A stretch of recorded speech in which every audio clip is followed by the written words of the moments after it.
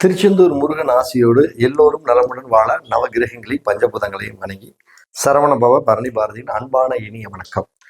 இன்னைக்கு நம்ம பார்க்கக்கூடிய ஒரு காணொளி தனுசு ராசிக்கு சனி பயிற்சி பலன்கள் 2025 எப்படி இருக்கும். பொதுவா தனுசு ராசிக்காரங்க காலச்சக்கரத்துல 9வது ராசி, நீதிக்கும் ஒழுக்கத்துக்கும் கட்டுப்பட்ட ஒரு ராசி. அப்ப இந்த ராசிக்கு சனி 4ஆம் இடத்துக்கு போறது நல்லதானா, தன்னுடைய இன்னொரு வீடு, தனுசு ராசிக்கு 2 வீடு, மீனம் தனுசு, தன்னுடைய இன்னொரு வீட்டுக்கு தான் சனி போய் உட்கார்றாரு. குருவுக்கும் சனிக்கும் கொஞ்சம் அண்டர்ஸ்டாண்டிங் சரியில்லாம இருந்தா கூட தன்னுடைய வீட்டில் போய் உட்கார்றப்ப கொஞ்சம் சனி கொஞ்சம் காட்ட முடியாது. அது இல்லாம தனுசு ராசிக்காரங்களுக்கு பெருசா சனி பாதிப்பு கொடுக்கறதுக்கு வாய்ப்பு கொஞ்சம் கம்மி தான். ஏன்னா ஆல்ரெடி தனுசு ராசி அப்படின்னா ராசியோட அதிபதி குரு பகவான் ஏற்கனவே ஒரு ஒழுக்கத்திற்கும் ஒரு அரவணைப்புக்கும் எல்லாத்துக்கிட்டையும் அட்ஜஸ்ட்மெண்ட் போகக்கூடிய ஒரு ராசி. அப்ப 4ஆம் இடத்துக்கு போறது ஒரு விதத்துல நல்லதா அப்படின்னா அதுக்கு பேர் அர்த்தாஷ்டம சனி வைப்பாங்க. அது ஜோதிட ரீதியா கொஞ்சம் கெடுதல்னாலும் பெரிய பாதிப்பு கொடுக்காது அப்படிங்கிறத நான் சொல்ல வந்தேன். ஏன்னா தனுசு ராசிக்கு 2ஆம் இடத்துக்கு அதிபதியும் 3ஆம் இடத்துக்கு உண்டான அதிபதியும் இப்ப 4ஆம் இடத்துல போய் உட்கார்றாரு. அப்ப 4ஆம் இடத்துல உட்காரும் பொழுது என்ன பண்ணுவாரு, 4ஆம் இடம் சார்ந்த விஷயங்களில் கொஞ்சம் அவருக்கு பாதிப்பு கொடுப்பார். என்ன இந்த காலகட்டத்துல தாயாருக்கும் மகனுக்கும் உள்ள உறவுகள்ல கொஞ்சம் வருத்தம், படிக்க மாணவர்களுடைய படிப்புல கொஞ்சம் மறதி, ஆரோக்கியத்துல கொஞ்சம் அடிக்கடி சளி பிடிச்சிக்கிறது, இந்த மாதிரி தொந்தரவுகளை கொடுக்கறது, பயணங்கள்ல சிறிய சிறிய தடையை கொடுக்கறது, வீட்டுல கொஞ்சம் நிம்மதி இல்லாம போறது, இந்த மாதிரி சில தொந்தரவுகளை மித்தவங்களுக்கெல்லாம் பெருசா கொடுத்தா இந்த ராசிக்காரங்களுக்கு கொஞ்சம் கண்ட்ரோலுக்குள்ள இருக்கிற மாதிரி தான் கொடுப்பாரு. அப்ப இந்த நேரங்கள்ல இந்த சனி பார்க்கக்கூடிய பார்வை அப்படிங்கிறது இந்த ராசிக்கு கரெக்டா 6ஆம் இடத்தையும் இந்த சனி பார்க்கிறாரு தனுசுக்கு. அதே மாதிரி தனுசுக்கு 10ஆம் இடத்தையும் பார்க்கிறாரு, தன்னுடைய ராசியவே பார்க்கிறாரு. அப்ப இந்த காலகட்டங்கள் முதல்ல பாத்தீங்கன்னா ஒரு 29/3/2025 இருந்து கிட்டத்தட்ட 28/4/2025 வரைக்கும் குருவோடைய நட்சத்திரத்திலேயே பயணிக்க போகிறார். அப்ப குருவுடைய நட்சத்திரத்திலேயே பயணிக்க போகக்கூடிய இந்த காலகட்டங்கள் இவர்களுக்கு ஒரு ஏறுமுகமான வாழ்க்கை தான். புதிய முயற்சிகளை நீங்க செய்யும் பொழுது இந்த காலகட்டங்கள்ல எல்லாம் நீங்க உடனே டக்குன்னு ஸ்டார்ட் பண்ணிருங்க. ஒரு நிலம் வாங்கலான் இருக்கிறேன், வீடு கட்டலான் இருக்கிறேன், வீட்டை பராமரிக்கலான்ற, வீட்டை ரிப்பேர் பண்ணலான் இருக்கிறவங்க இந்த 5வது மாசம் இந்த 29/3/2025 இருந்து 28/4/2025 இந்த ஒரு மாச காலத்துக்குள்ளேயே இந்த வீட்டை பராமரிப்பதற்கு உண்டான வேலையை ஸ்டார்ட் பண்ணிருங்க. அதுக்கப்புறம் அது தொடர்ந்து போனா போயிட்டு போகுது. அது எத்தனை மாசம் கழிச்சு நடந்தாலும் சரி, அதை பத்தி நம்ம பெருசா கவலைப்பட தேவையில்லை. அப்ப இந்த நேரங்கள் உங்களுக்கு ஒரு சிறப்பான முன்னேற்றத்தை கொடுக்கும். இதுல என்னன்னா சனியோட நட்சத்திரத்தையும் அவர் பயணிப்பார். 28/4/2025 இருந்து 17/5/2026 வரைக்குமே தன்னுடைய நட்சத்திரத்திலேயே சனி பயணிப்பார். அப்ப பொருளாதார நெருக்கடிகள் சில பேர்த்துக்கு வரும். ஆனா சில பேர்த்துக்கு பொருளாதாரத்துல முன்னேற்றத்தையும் அவர் கொடுத்துட்டு போயிடுவார். ஏன்னா தன்னுடைய நட்சத்திரத்துல, ஏன்னா 2ஆம் இடத்து அதிபதி அல்ல அவரு. அப்ப 2ஆம் இடத்து அதிபதி தன்னுடைய நட்சத்திரத்துல போறப்ப இந்த தனுசு ராசிக்காரங்களுக்கு எப்படியோ ஒண்ணு பணத்தை கொடுத்தாகணும்ல. அப்ப நிறைய வேலைகளை அவர் கொடுப்பாரு, பணத்தை எடுத்து கொடுத்துட மாட்டாரு. நிறைய வேலைகள் கொடுப்பாரு, நிறைய தொழிலை கொடுப்பாரு, நிறைய வேலையாட்களை கொடுப்பாரு. இது மாதிரி தன்னுடைய உழைப்பை அதிகப்படுத்தி நிறைய வேலை பளுவை கொடுத்தி அவர் கஷ்டப்படுத்தி அதன் மூலம் மிகுந்த லாபத்தை தனுசு ராசிக்காரங்களுக்கு நிச்சயமா கொடுப்பாரு. அதுல எந்த ஒரு மாற்றம் இல்லை. இப்ப சனி கொடுத்தா பணம் எப்படி கொடுப்பாரு, குரு கொடுத்தா அப்படி கொட்டி கொடுப்பாரு. 1 லட்சம் ரூபாய அப்படியே ஒரே அமௌண்டா கொடுப்பாரு. சனி கொடுத்தா என்ன பண்ணுவாரு, 1000 ரூபாய் கொடுப்பாரு. அது மாதிரி இந்த 2.5 வருடத்துல நிறைய வேலை இருந்துகிட்டே இருக்கும். ஆனா வருமானம் அப்படிங்கிறது அது சனி மாதிரி கொஞ்சம் கொஞ்சமா அப்படி நிரந்தர வருமானம். இதுதான் நீங்க நோட் பண்ணணும். தனுசு ராசிக்காரங்களுக்கு 2.5 வருஷம் நிரந்தர வருமானம் வருமா, நிரந்தரம் வருமானம் நிச்சயமா வந்தே தீரும். அப்ப தனுசு ராசிக்காரங்க என்ன பண்ணக்கூடாது, ஜாமீன் போடக்கூடாது. ஏன்னா 3ஆம் இடத்து அதிபதி அவரு தான். அப்ப ஜாமீன் போக்குவரத்து விஷயங்களில் கவனம், இரவு நேர பயணங்கள்ல கொஞ்சம் தவிர்த்துக்கணும். அடுத்தது 3ஆம் இடமான கம்யூனிகேஷன் சார்ந்த விஷயத்துல கொஞ்சம் எச்சரிக்கையாக அவங்க செயல்படணும். அப்ப வேலையில நல்ல மாற்றங்கள் கிடைக்குமானா சனியின் மூலம் மிகப்பெரிய வேலை, நிரந்தர வேலை கிடைக்கிறதுக்கு உண்டான வாய்ப்பு இருக்குது. 4ஆம் இடங்கிறது சுகஸ்தானங்க. சில பேர்த்துக்கு சனி 4ஆம் இடத்துல போனா அந்த 4ஆம் இடத்துக்கு உண்டான நல்ல பலனையும் கொடுப்பாரு, கெட்ட விஷயத்தையும் கொடுப்பாரு. அப்ப சொந்த வீட்லயே சனி, அதாவது தனுசு ராசிக்கு 4ஆம் இடத்துல சனி 4ஆம் வீட்லயே போய் உட்கார்ந்துருக்காரு. அப்ப சனி என்ன பண்ணுவாரு? சனின்னா தொழில்காரகன், வேலைக்காரகன். அப்ப 4ஆம் இடத்துலயே போய் உட்கார்றப்ப அந்த நிலம் சார்ந்த விஷயத்தில் ஒரு வேலை நடக்கும் அவங்களுக்கு. நிலம் சார்ந்த இடத்துல வேலை என்னென்ன? இந்த ரியல் எஸ்டேட் பண்றவங்க, நிலத்தை பூர்வீகமா வச்சு தொழில் செய்யறவங்க, நீங்க வீடு கட்டக்கூடிய விஷயம், இது எல்லாமே இந்த 2.5 வருடத்துல கண்டிப்பா நீங்க தாராளமா செய்யலாமான்னா சூப்பரா செய்யுங்க. இந்த 2.5 வருஷத்துல தனுசு ராசிக்காரங்க நிலம் வாங்குறது, பூமி வாங்குறது, சொத்து வாங்குறது, வீட்டை பராமரிப்பு வேலை பண்றது, வீட்டை கட்டுறது, இந்த மாதிரி எந்த வேலைகள் இருந்தாலும் சூப்பரா செய்யுங்க.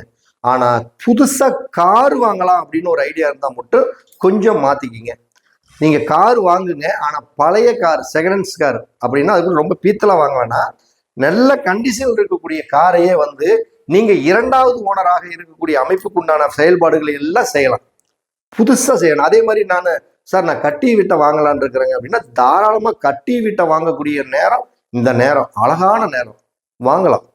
அப்ப இந்த நேரத்தில் நம்ம என்ன செய்யக்கூடாது அப்படின்னா, கடன் கொஞ்சம் வர்றதுக்கு உண்டான வாய்ப்பு இருக்கும். கடன் எப்படி இருக்கும்? அவர் 3ஆம் இடத்து அதிபதிங்கிறதுனால ஜாமீன் எங்கேயாச்சும் நம்ம போட்டு நம்ம மாட்டிக்குவோம்.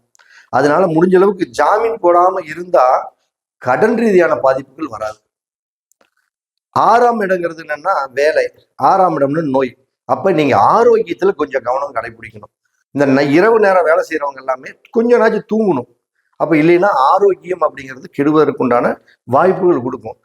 தொழில்ல கண்டிப்பாலுமே 2.5 வருஷம் கடுமையா உழைக்கிறவங்களுக்கு தொழில்ல ஒரு அபரிமிதமான ஒரு நல்ல லாபம். 2.5 வருஷம் கழிஞ்சு திரும்பி பாத்தீங்கன்னா ஒரு நல்ல பல்கான ஒரு அமௌண்ட் தனுசு ராசிக்காரன் வச்சிருப்பாங்க.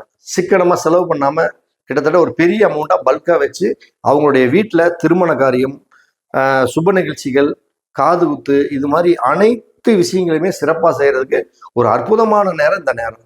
இந்த நேரம் தான் யாராரு நல்லவங்க, யாராரு கெட்டவங்க அப்படிங்கக்கூடிய ஒரு உணர்வுகளை இவங்க புரிஞ்சுக்கலாம். இது வரைக்குமே பாத்தீங்கன்னா இவங்க கிட்ட ஒவ்வொருத்தரும் வெவ்வேறு மாதிரி நடந்திருப்பாங்க.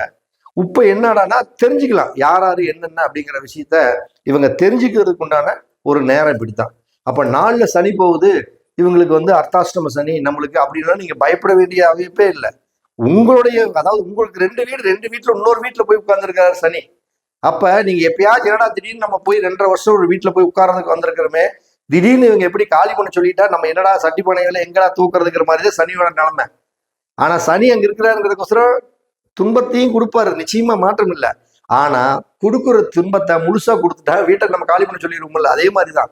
ஆனா அங்க போய் உட்கார்ந்துட்டு சில துன்பத்தை கொடுப்பாரு. ஆனா அதுக்கு உங்களுக்கு நீங்க தாங்கக்கூடிய சக்தியா இருக்கும். அப்ப நம்ம என்ன பண்ணலாம்? அதற்கு தகுந்தாற் போல் நீதியோடு நேர்மையோடு சில காரியங்களை செய்யும் பொழுது நம்ம சக்சஸ் அடையலாம். அப்ப இந்த இதுல என்னன்னா அடுத்தடுத்து சில குரு பயிற்சி எல்லாம் இருக்குது. குரு வந்து உங்களுடைய ராசிக்கு கரெக்டா வந்து பாத்தீங்கன்னா 7ஆம் இடத்துல பயிற்சி ஆயிடுவாரு. அது யோகம் தான். அந்த குரு அங்கிருந்து நேரம் உங்களையும் பார்ப்பாரு, உங்களோட ராசியும் பார்ப்பாரு. உங்களுடைய ராசி அதிபதி இன்னும் ஒரு 2 மாச காலத்துல இந்த மே மாசம் கிட்ட வாக்குல சனி குரு வந்து உங்க ராசிக்கு 7ஆம் இடத்துல போயிடுவாரு. அங்கிருந்து இங்க பாப்பாப்ல. அப்ப சனி என்னன்னா இந்த காலகட்டத்துல சனியும் குரு 2 பேருமே சேர்ந்து ஒரு வயசு பசங்களா இருந்தாலும் சரி, வயசு பொண்ணா இருந்தாலும் சரி, நல்ல அழகான மாப்பிள்ளை, அழகான பொண்ணு இவங்களுக்கு அமைச்சு நிச்சயமா அந்த சனி கொடுத்தே தீருவார். சுய தொழில் நஷ்டமானவங்களுக்கு சுய தொழில ஒரு வளர்ச்சியை உருவாக்கியே கொடுப்பார் இந்த சனி பகவான். அதே மாதிரி கூட்டு சேர்ந்து தொழில் செஞ்சுட்டு இருந்த இடத்துல லாஸ் ஆனவங்க கூட்டு தொழிலில் வருமானத்தை கண்டிப்பா இன்க்ரீஸ் பண்ணியே கொடுத்தே தீர்வார் இந்த சனி பகவான். அப்ப தனுசு ராசிக்காரங்க பெருசா பாதிப்பு அடையணும் அப்படின்னு அவசியமே இல்லை. 4ல சனி. அப்ப 4ஆம் இடம் சார்ந்த காரகம் என்னவோ அதுல மட்டும் எச்சரிக்கை. என்ன? ஒரு வீடு கட்டுறீங்க, நிலம் வாங்குறீங்கன்னா நல்ல வேலையாட்கள் கரெக்டான ஆளுகளான்னு பாத்துக்குங்க. வண்டி வாங்குறீங்க, ரெக்கார்டெல்லாம் கரெக்டா இருக்கான்னு பாத்துக்குங்க. கொஞ்சம் அதிக நேரம் உழைக்கிறீங்க, கொஞ்சம் ஆரோக்கியத்துல கொஞ்சம் ரெஸ்ட் கொடுங்க. அதே மாதிரி யார்கிட்டையும் குறிப்பா மாமியா, அம்மா, மனைவி இவங்க கிட்ட எல்லாம் கொஞ்சம் வாக்குவாதத்தை கொஞ்சம் தவிர்த்துக்கணும். இப்படி தவிர்த்துக்கிட்டாவே இந்த சனிப்பயிற்சி உங்களுக்கு பெரிய அளவுக்கு பாதிப்பு கொடுக்காது. நாளில் சனி போயிடுது, அர்த்தாஷ்டம சனி வந்துருச்சு அப்படின்னு பயப்படாதீங்க. எல்லாமே உங்களுக்கு கிட்டத்தட்ட தன்னுடைய வீட்லேயே இன்னொரு வீட்டில் உட்காந்துருக்கிறப்ப பாதிப்பு கொஞ்சம் கம்மி தான். நான் சொல்லக்கூடிய இந்த ஒரு 3-4 பாயிண்டில் மட்டும் கொஞ்சம் எச்சரிக்கையாக வைங்க. நாளில் சனி போகுது, படிப்பில் கண்டிப்பாக கொஞ்சம் கவனம் தேவை. சும்மா நாளைக்கு படிச்சுக்கலாம், நாளானைக்கு படிச்சுக்கலாம்னு சொல்லிட்டு இருக்காதீங்க. ஏன்னா 4ஆம் இடங்கிறது படிப்பு. இந்த 2.5 வருஷத்துல தனுசு ராசிக்காரங்களுக்கு படிப்புல அசால்ட்டு, அதாவது நல்லா படிச்சுக்கிட்டு இருக்கிறவங்க கூட என்ன பண்ணுவாங்கன்னா அசால்ட்டு, நம்ம தான் நல்லா படிக்கிறோமல்ல அப்படின்னு அந்த அசால்ட்டு வந்துடும். அப்ப படிக்கக்கூடிய மாணவர்களா இருக்கட்டும், மாணவிகளா இருக்கட்டும், கொஞ்சம் அசால்ட்டா மட்டும் இருந்துடாதீங்க. 2.5 வருஷம் கூடுதல் கவனத்தோட சுகத்துக்கு இம்பார்ட்டன்ட் கொடுக்காதீங்க. நான் சிம்பிளா சொல்ல போனா, மொத்தத்திலேயே சிம்பிளா ஒரே வரையும் சொல்ல போனா, 4ஆம் இடம் என்பது சுகஸ்தானம். சனி என்பது ஒரு விதத்துல உழைப்பில்லாமல், அதாவது சோம்பேறிம்பாங்கல்ல, அது சனி தான். அதாவது ஒர்க்கர்ஸும்பாங்க. அப்ப இந்த நாள்ல சனி போகிறதுனால நீங்க கொஞ்சம் சோம்பேறியா இருக்காதீங்க. சுகத்துக்கு இம்பார்ட்டன்ட் கொடுக்காதீங்கன்னு சொல்றேன். சுகத்துக்கு இம்பார்ட்டன்ட் கொடுத்தீங்கன்னா சனிக்கு பிடிக்கும். நீங்க வேலையே ஜாலியா இருந்துக்கிட்டு, இந்த சனி பயிற்சியில ஜாலியா இருந்துக்கிட்டு, இன்னைக்கு செய்யறத நாளைக்கு செஞ்சுக்கலாமா, நாளானைக்கு செஞ்சுக்கலாம் ஜாலியா இருந்தீங்கன்னா சனிக்கு பிடிக்கும். அது வந்து சனிக்கு பிடிக்கும் இந்த மாதிரி செயல்பாடுகள். அதுக்கு பிடிக்குதுன்னா உங்களை வச்சு செய்யறதுக்கு அவர் பார்ப்பார். அப்ப இந்த காலகட்டங்களில் கொஞ்சம் நேரமா எந்திரிங்க. 2.5 வருஷம் நல்லா படிக்கிற மாணவர்களை படிங்க, சுறுசுறுப்பா இருங்க. அப்படி இருந்தா அந்த சனி பயிற்சி உங்களுக்கு யோகம்.